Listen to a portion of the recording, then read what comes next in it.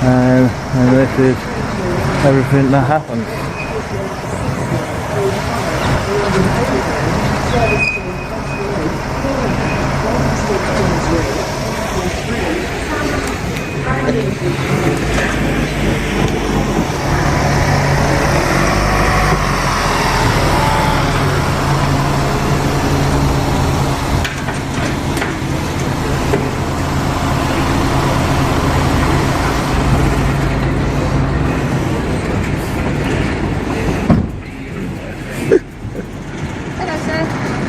You okay? I'm very good, thank you. Can I help you with anything? No, could you identify yourself first, please? Yeah, I'm a police officer. I've got my warrant card with me. How is it I can help you today? I didn't ask for any help. And your collar number, please. It's my shoulder number. Shoulder. It's 1968 November Echo. Thank you very much. What is it you're doing today? I'm filming. Pardon? I'm filming. Any reason what for? Yep, just to see how well that the police actually interact with local people. All right. Are you from around here? Are you from this area? There's no point in fishing to whether or not I'm from round here or not. I was just asking. It should make no difference whether or not I was or I wasn't. Yeah. Okay. I'm just asking. It's just something that... A second officer steps onto the scene, composed yet cautious. She introduces herself professionally, providing her collar number, a gesture that signals transparency but also sets the stage for what's to come. Her tone is polite but probing as she asks the familiar question, "Why are you filming?" The auditor's response is calm and rehearsed. He's not here to provoke. He's testing public police interaction, documenting how officers engage with lawful activity in public spaces. But when she subtly suggests that there's no need to film, the atmosphere shifts. His demeanor stays cool, but his words sharpened as he cites Section 43 of the Terrorism Act, the clause often misused to justify searches and stops without cause. His message is unmistakable. Don't go down that road. He reminds her that filming in public isn't suspicious and that invoking terrorism powers without grounds is an abuse of authority. The air tightens. For a brief moment, the camera captures the psychological pivot, the officer realizing she's speaking to someone who knows the law better than most. Every procedural phrase she might rely on is already prepared for. The authority she carried into the conversation begins to erode under the weight of knowledge. By the end of the exchange, it's no longer about a man with a camera. It's about accountability meeting awareness. The officer's authority wavers, and the auditor's calm confidence fills the space. The balance of power, once firmly with the uniform, has quietly, decisively shifted. It happened. No worries. Obviously, you're filming a police station. There's no need for you to be filming a police station. Okay. I'm gonna search you. Hang on. Well, first of all, let's just actually clarify this. Yeah. Okay. If you're going to use Section 43, okay, don't just quote me a number, quote me the specific part of Section 43 before you even attempt to do anything. Okay, because under Section 43, I have the legal right to actually film a police station. I'm breaking no laws. Okay, a detective sergeant has only just been out here. Okay, so think very carefully before you even attempt to use Section 43. Because if you go to use Section 43, okay, I will sue you. Sue me for what? Okay, for an unlawful detainment. Okay. Why is it unlawful? Because it is perfectly lawful, exactly what I'm doing, filming the police station. You've asked me what I'm doing, I've given you a reason, okay? Now it states that, yeah, and if you look under the Section 43, okay, it is perfectly lawful for me to film a police station, okay, and Section 43 cannot be used in the line of filming. I'm here to audit the actual police station, and if you care to actually look, because you're a public service, okay, and I'm a member of the public, okay, and I'm entitled to do exactly what I'm doing. Okay, that's why I'm saying to you, you need to think very carefully now. And if you're going to use Section 43, if you're going to use Section 43, make sure that you quote me the correct legislation from 43. You feel the need to come out here and start filming the police station. Well, what gives you the right to abuse my rights? How am I abusing your rights? Because you're going to try and use the Terrorism Act. I haven't done anything yet. Well, you said you're going to search me. Okay, but I haven't done anything yet, have I? That's only because I'm challenging you. No, I'm asking you a question and you can't give me an answer. I don't need to justify what I'm doing, okay? I've told you why I'm here. The auditor doesn't flinch. Instead, he lays it out with surgical precision. Calmly, He warns that quoting Section 43 incorrectly or attempting a detention without lawful grounds would constitute a direct violation of his rights. One is fully prepared to challenge in court. His words aren't threats, they are statements of fact, grounded in knowledge and confidence. He explains, step by step, that filming a police station from a public space is entirely legal, no matter how uncomfortable it makes officers feel.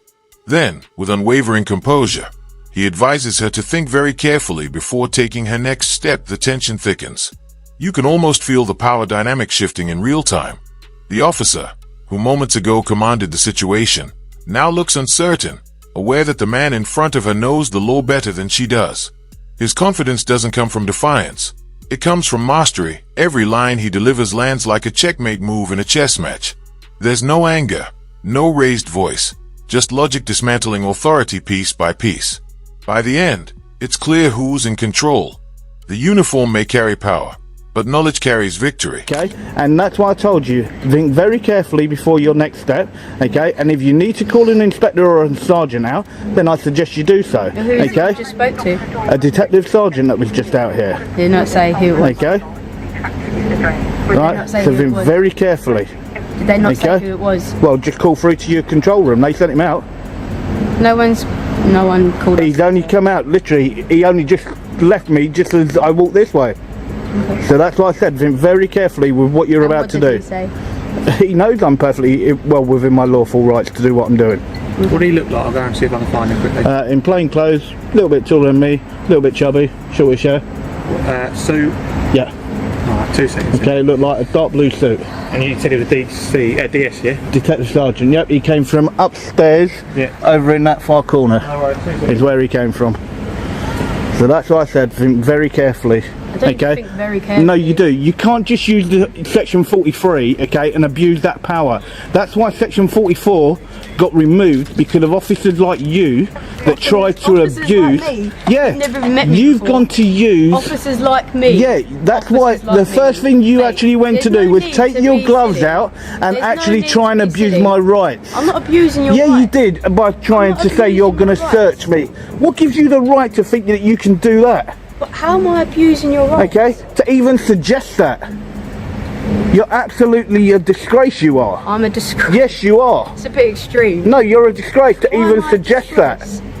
Okay? Why am I a disgrace? For somebody doing something lawful, you think that you can search him. I'm asking you why you've come down You think here. it makes no difference. I don't even have to answer you. Okay, let's stand in Okay. silence. Right, fine by me. But to even suggest that you're going to search me, okay?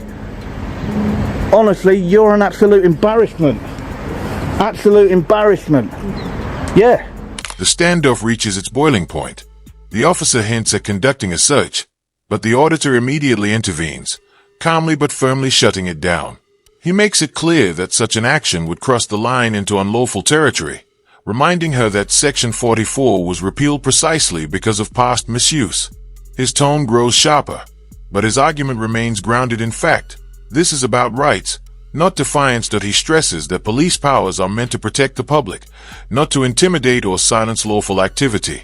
The moment feels electric. Both sides are standing their ground, but only one is relying on the written law. The auditor's composure contrasts sharply with the officer's growing frustration, exposing how quickly authority can slip when it's challenged by knowledge. The camera keeps rolling, capturing a rare moment where the balance of power in a public encounter flips completely. It's not about winning or losing anymore. It's about accountability playing out in real time. Every word, every pause, every flicker of tension becomes part of a powerful reminder. The law applies equally, no matter who wears the uniform. That's what I told you. You need to think very carefully on your next move. Okay? Think very carefully. Okay? And when you put your camera on, you are meant to inform a member of the public. It isn't. Yes, you are. It's in your code of ethics. Okay? So, and you need to look under section 3.5.5. Okay? And if you can't do that, then you shouldn't be doing the job. Okay? And that's why I said, make sure that you quote the correct part of section 43 if you're going to actually try and use that. Just make sure you try and use that. Okay? And as I said, then I will take out a case against you. No worries, no problem. Alright? You're an absolute embarrassment, and you wonder why people actually decide to do something like this. It's because of what you try and do to members of the public for doing something completely lawful. Okay? There's nothing wrong with what I'm doing. Okay? The DS that came down here, okay, really lovely guy, had a nice chat with him. Okay. Right, understood everything that was being done, okay, and to come out with that straight away, you're a joke. You're an absolute joke.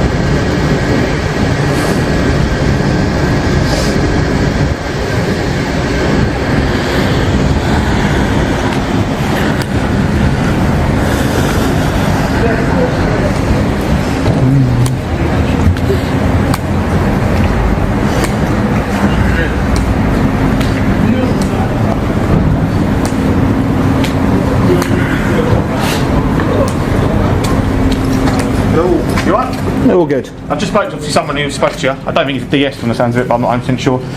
Obviously, I think what he said, did you say to him about obviously you weren't happy about the lack of police officers or something like that, was it? Yeah, it's called an audit. Yeah, fair enough. Long and short of it, like you said, he's obviously said you can record. The more people we see you see it, obviously with everything going on, terrorism is obviously very high, you can be searched under it. Obviously it's our powers to use. I know you're going to say the legislation's not great, it's not, or we shouldn't be using it, whatever. Well, no, it'd be an unlawful detainment is what it will be. What we would say though is, obviously with what's happening in the world and obviously terrorism acts and stuff like that, we would probably, if we wanted, we can search under it. We'd think there's enough. I think what the guy upstairs said to you is obviously you can film. Obviously the longer you stay here, the more people are probably going to stop you and think this looks a bit suspicious. Is that kind of what he said to you? Okay, just remember suspicion number one isn't a crime. No, okay? I didn't Okay? say it was. I just said, is that what he said to you? That if you hang around here, it's going to... No, he didn't tell me that if I hang around here. So what obviously what I'm saying is obviously if loads of police officers keep seeing someone film a police building, they would probably search you under the Terrorism Act because they would see it as suspicious that you've been spoken to now by 2 officers and they've said to you, like, obviously you can film, but if you carried on to staying here like all day, they're going to go, why is he still here? A second officer steps forward, trying to calm the situation before it spirals further.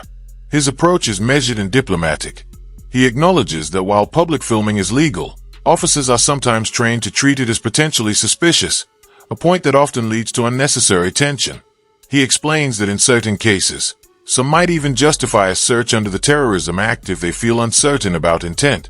But before that reasoning can gain traction, the auditor interrupts with firm confidence. Suspicion isn't a crime, he reminds them, quoting directly from official Metropolitan Police guidance. He goes on to explain that the public has every right to record police stations, staff, and vehicles, as long as it's done from public ground. His delivery isn't confrontational, it's precise, factual, and unshakable. The effect is immediate. The officer pauses, realizing he's facing someone who's not just quoting social media myths but citing real policy. The auditor's calm assurance and encyclopedic recall of the law transform the dynamic completely. What began as a confrontation becomes an impromptu lesson in rights, regulations, and restraint that it's a textbook example of how knowledge can shift power. Without raising his voice or crossing a line, the auditor demonstrates how understanding the law can disarm authority more effectively than anger ever could. The moment captures the true essence of accountability, clarity, confidence, and composure under pressure. And even if I did, there is still nothing wrong with that. But you'd probably get searched, and then if you wanted to put a complaint in or whatever, then that would be down to you. But officers would probably, the next person who stops you will probably search you. Okay. And just be aware, whoever you spoke to, they haven't informed anyone else that you're here. That's not my fault though. No, I'm not saying that. But as I did tell you, it literally only just left me. Yeah, but I walked from here to there. But I don't know that. And that was when you came out, okay? But maybe what you should do is, instead of actually going to try and go straight in for and saying about search, okay, maybe the actual facts should actually be put forward first. You can't go off of what you don't know, but what you do know. Yeah. Okay, and that is the difference. Standing out here, yes. filming a police building. Yes, and what's wrong with that? There is no law and no crime that I've committed. But to us, it's suspicious. You standing yeah, but just remember, suspicion is not a crime. And if you actually go by what the actual memo was that got sent out to all police stations, okay, to do with auditors, and I told you that that's what I was doing, okay, that we are to be left alone, okay, and to be able to actually film, okay, and it is on the actual website itself to say that any member of the public has the right to film a police station, police staff, police vehicles, and so on, okay, and not have section 43 used, and that is on your own website. Okay, but we can use that to search. And it will be unlawful. It's not unlawful. Yes, it is unlawful. No, it's not unlawful. Yes, it is unlawful. Okay, you have to have reasonable suspicion. Okay, and just because you suspect, that is not reasonable grounds for that search. Okay. So you need to actually clarify, and you need to actually go back and look at how to use section 43 in the correct manner. No worries, mate, I will do. Okay. So we'll leave you to it. But obviously, like I said, if more colleagues come, and obviously after we've obviously put it on the radio now because my colleagues put it up that someone filming, the next officers might search you, and it'll be down to their pals. All right? I know you disagree with it, but if that's what they decide to do, then that's what they decide to do. And if you're not happy about it, then obviously you have to put a complaint in about obviously that person. Okay? Yeah. Can I say thank you very much for actually taking the time to actually go up and actually find out for me. Yes, right. There's quite a few people up there, so it does take a while to find. Yeah. Unfortunately, they're not got numbers or shoulders numbers. No, so. it was most appreciated. Obviously, going forward, I know obviously you might want to record or whatever, but you probably will get challenged again. And that's fine. I welcome any interaction by any officer. Fair enough. But the next one might search you. Yeah. Is that fair enough? Yeah. As I said, I welcome any interaction by any officer. The tone finally begins to cool as the officer concedes, admitting that while the auditor hasn't broken any laws, another officer might still choose to search him, and that decision would ultimately be on their judgment. The auditor nods, understanding the risk but standing firm. He's not there to pick a fight. He's there to prove a point rather than escalating. He takes the higher ground, reassuring them that he's mindful of privacy and ethics. He never films victims, private citizens, or restricted reception areas, only public spaces and official operations. That distinction is crucial. It separates him from troublemakers and positions him as what he truly is, a citizen journalist with purpose. By explaining his boundaries clearly, he earns a quiet respect from the officers. His composure dismantles the last of their arguments. They can no longer accuse him of provocation or malice. Every move his made has been measured, lawful, and transparent. What remains is mutual understanding. Not friendship, but acknowledgement. The officers realize they've met someone who knows the system better than most, someone who embodies the very accountability they claim to uphold. And as the exchange winds down, it's clear, the auditor hasn't just won the argument. He's restored the principle that lawful citizens don't need permission to exercise their rights.